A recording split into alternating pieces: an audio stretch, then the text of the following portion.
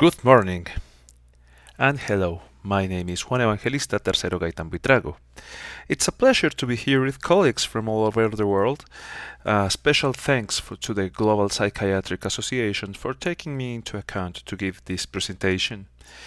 Today I want to share with you some lessons learned from managing a private psychiatric practice, because our work is not only about clinical excellence, but also about building sustainable, well-managed systems that allow us to serve our patients better.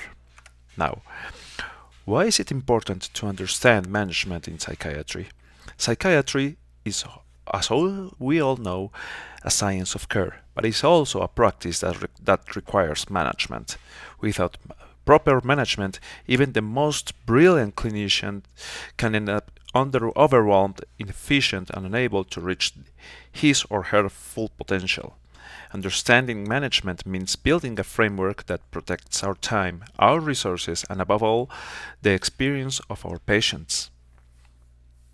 Regrettably, current medical schools all around the world spend way too little time teaching the future doctors about having a sustainable private practice, and this lack of experience and formation extends to the public and private sector with disastrous consequences. Now, let's talk about strategic management. Strategy is the foundation of any successful practice or business. Just as we do not prescribe without a diagnosis, we should not manage any kind of practice or business without a clear direction. A strategic management gives us the compass to move with purpose instead of drifting from day to day. Gives us clear goals, gives us absolute control regarding our finances and our projections for growth. Now, ask yourself, what makes your practice unique? Is it a subspecialty? Is it a therapeutic approach?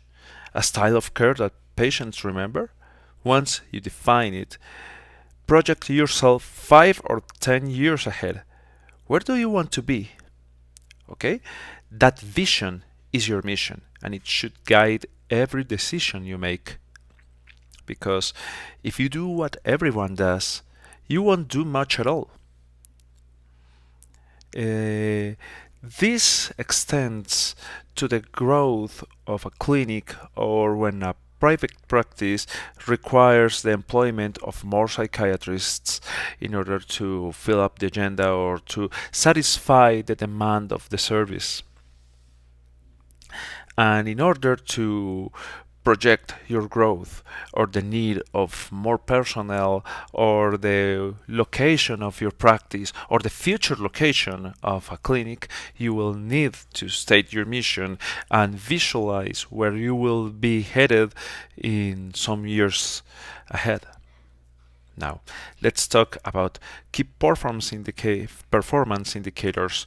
These are a favorite of mine, and I cannot stress enough the importance of having them. Numbers matter. Just as we rely on clinical scales, we need key performance indicators for our practice. We need to check about no-show rates. That's when, for the international spectators of this presentation, it means those patients that schedule an appointment with you, but they do not show at the moment of the appointment.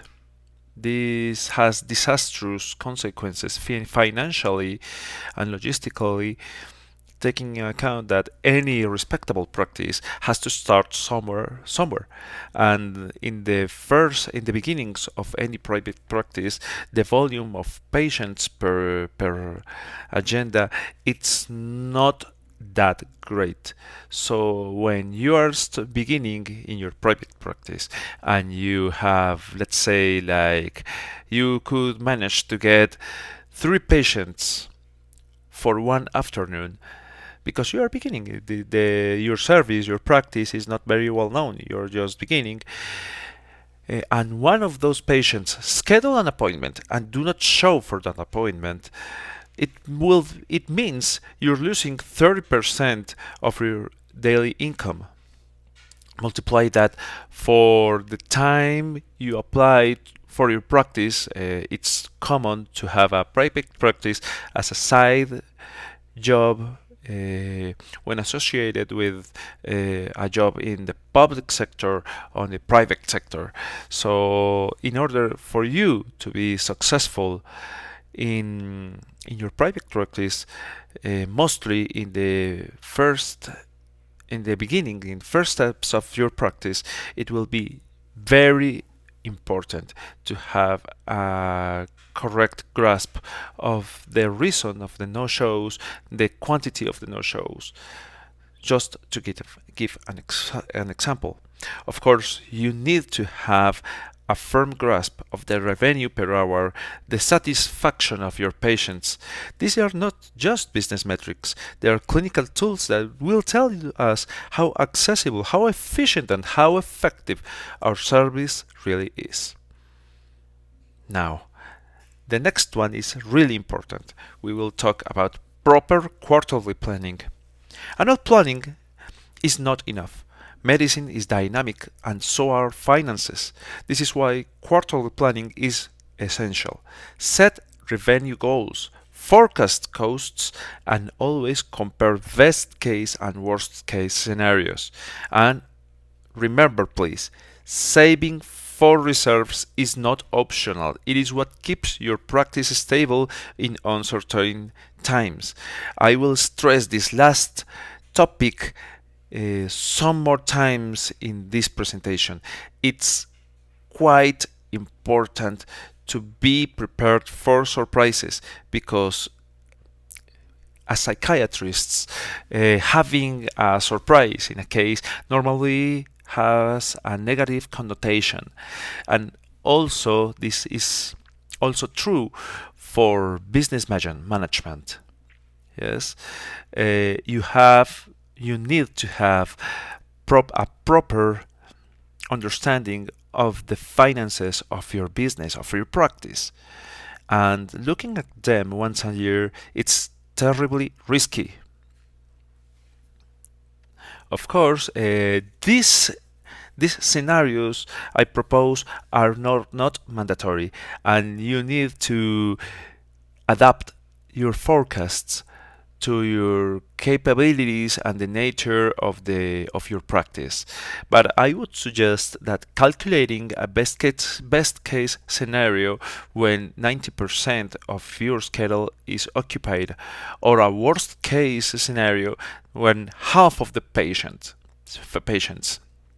attend your schedule, it's a pretty conservative metric in order to do your financial planning. Of course, time is the psychiatrist's most valuable resource. Productivity does not mean longer hours, it means smarter hours. Managing your agenda well is not only a business skill, it's a matter of self-care and professional sustainability. Adding hours doesn't always mean adding patients. Learn about your peak hours, measure your demand, and adapt your agenda. Efficiency is about matching your energy and resources with the real needs of your patients. Regarding this topic about your peak hours, the metrics are quite important in this way, because they will help you to understand why patients prefer certain hours. Is it because they are off work hours, or because they are more comfortable in hours that are not so busy with traffic? There are many reasons as patients are, but you will need to have a good grasp of the reason why there are peak hours and value hours, and try to adapt your practice in order to balance the demand in the peak hours with the offering in the valley hours. Now, please set standards in your practice. There is something called standard operating procedures. You need to think ahead to when you will not be working alone. Someday, if you are successful, you will need a bigger team: psychologists, social workers, other psychiatrists, administrative personnel in case you grow your private practice in a full-fledged clinic. In this regard, you need to document every process: admissions, billing, follow-ups.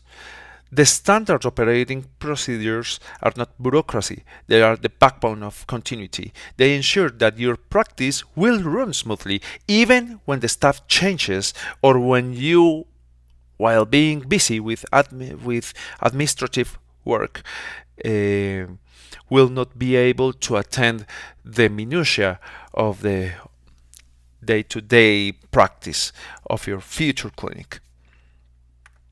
Now, every minute saved on administration is a minute gained for patient care. This is true for a small private practice, a beginning private practice, or a well-established and traditional practice, or even a huge mental health institute. Help yourself with automation tools for scheduling, reminders, and invoicing. Technology should serve us so we can serve our patients better.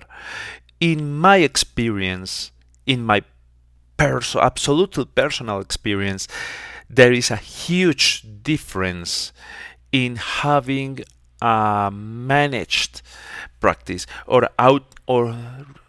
and having an automated practice in this regard. I had the fortune of beginning my practice like 6 years ago, and when I began with my practice, this one I was the staff, I was the psychiatrist, I was even the general practitioner, the general physician. I was also the CEO. I was also the accountant of my practice, and trust me, management, administrative labor is exhausting and takes a lot of time from your daily schedule. So having a software or an application or a platform, a web-based platform, for example, that helps you with billing and helps you with scheduling and reminders of the appointments makes a huge difference in your day-to-day basis. It saved me like 3 or 4 hours of extra work every day. Now, let's talk about finances. We cannot take care of the patients if we cannot take care of our own practice. Financial excellence means distinguishing fixed costs, variable costs, savings, and unnecessary spending. And let me emphasize this. Please stop the non-essential spending. It's important that you have a correct grasp of your budget and your current spending. It's needed to compare what you have planned to spend versus what you have really spent on every month. It makes also a huge difference and lets you take a good look and a specific look to the items that are draining your practice finances. Okay? Savings should be a very sacred, important, and inviolable part of your budget. And it's crucial to include in your savings future expenses, like your software, like your insurance, your civil responsibility insurance, and others, or your AHR, It's important to have good savings and have them precisely discriminated in order to have a correct grasp of your spending. Okay, please remember this. Peace of mind has a price, and that price is savings. Always keep at least 3 months of operational costs set aside. When you begin with your practice and you have calculated your viability, the viability of your practice, which is a conduct, a practice, or a tradition that most successful business managers follow when planning to start an entrepreneurship or start some kind of business. But doctors are not accustomed to make viability calculations, financial viability to be more precise. If possible, by the time you begin with your private practice, keep in your savings at least 3 months of operational costs set aside. There will be thin times, and what you will save today, it's what you protects your practice and your patients tomorrow. Income is irregular. Never trust your gut regarding this. You will have to always be prepared for the worst. Now, become the octopus. What I mean about octopus is that you should take advantage of any kind of opportunity that presents to you regarding sources of income. Just as in biology, diversity is resilience. Consultations, packages, second opinions, alliances, all are ways to create a more robust practice. If one stream fails, other will sustain you. This is really important because you cannot keep your income from just one source in a private practice. Not only regarding the ones that come from a marketing strategy, because once the impact of your marketing strategy wanes, the patients will stop coming. What has worked for me and has worked wonders is to have a solid network of contacts and strategic allies. Offer them discounts, offer them packages, benefits in their that offer them benefits that impact their daily practice, and make sure they take you into account when they need some help with a patient who has mental health needs. Now let's talk about user experience. This is really important. This is a very disregarded topic in medicine. And you should know that a patient's journey starts long before they enter your office. It begins when they find you, how they are welcomed, how payments are handled. This is very important, and how easy it is to return. Every detail of that journey shapes their perception of care, and each step should be properly identified and documented. My advice is that regarding the path of the patient, regarding their user experience, their core user experience, you should manage to set up some key performance indicators. This is really important, and you should pay extra attention and be quite careful when managing this path of the patient. Design the experience. Psychiatric practice is not just about therapy, it's about creating a healing environment. Consider the five senses. What do the patients see, hear, feel, smell, and taste in your office?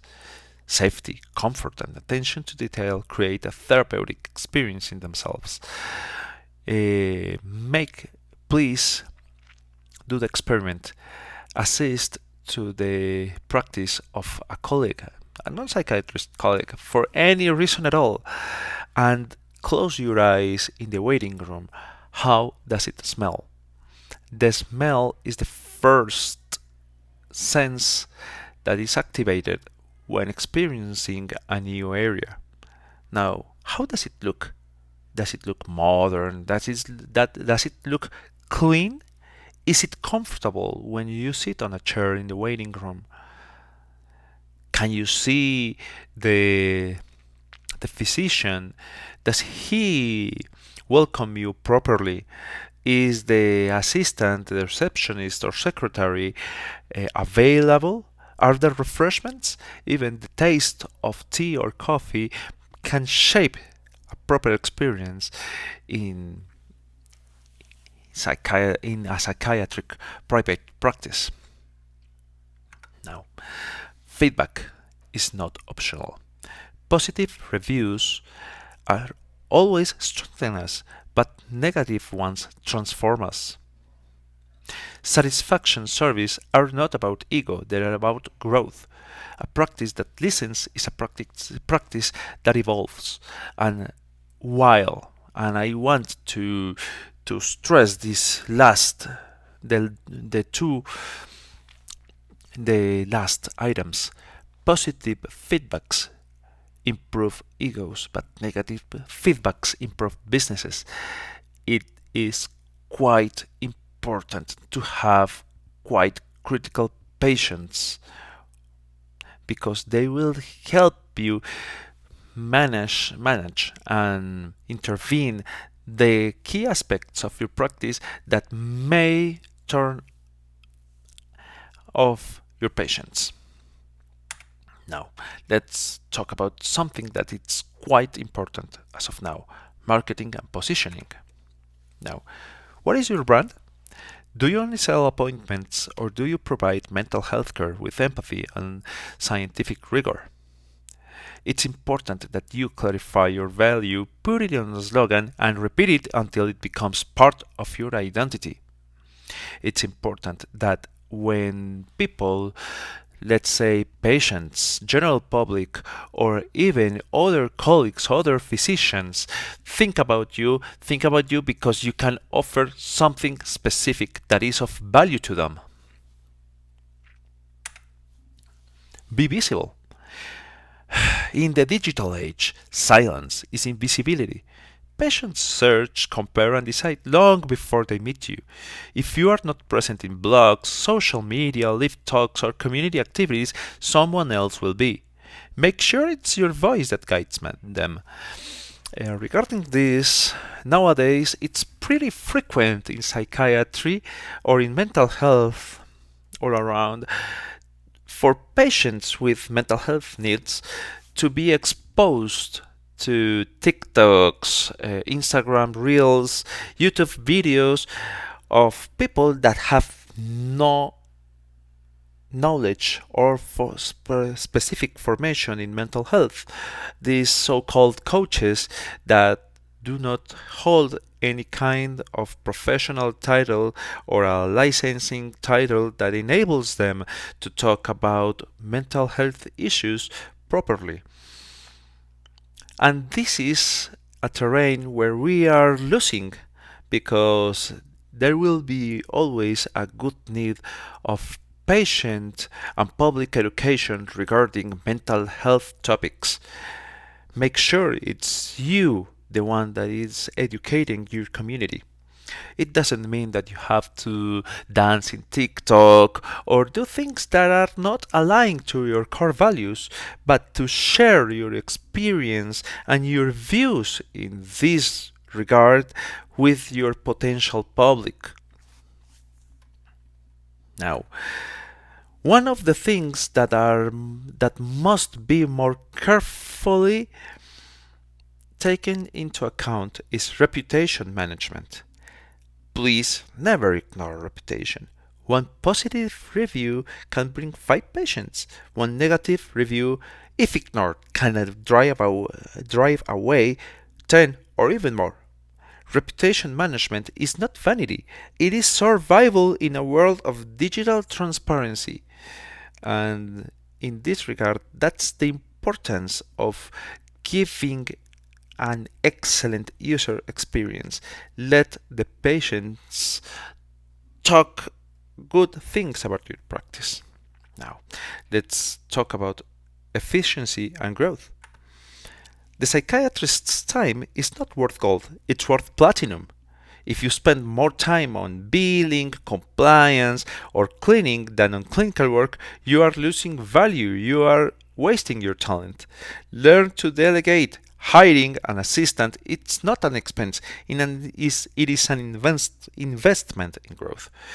You should know that in the beginning, and depending on the country where you are living, perhaps having an assistant can be easier or more difficult. For instance, here in Colombia, having an assistant, it's really difficult given the fiscal responsibilities that comes with a contract of a subordinate.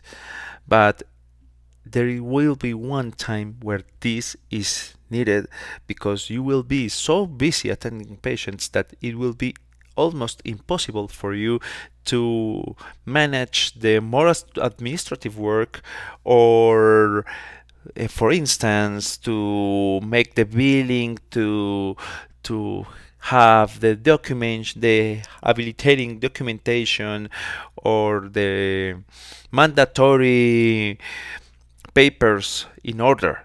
You will need an assistant for this.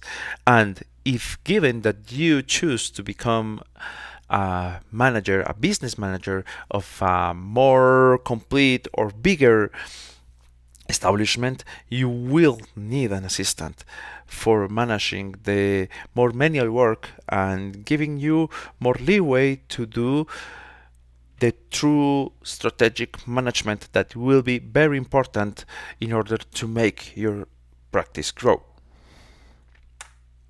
Now, continuous improvement is not an option, it's a responsibility. Plan, do, check, and act. Repeat this cycle every quarter. It is the same principle we use in clinical research. Learn, adjust, and improve.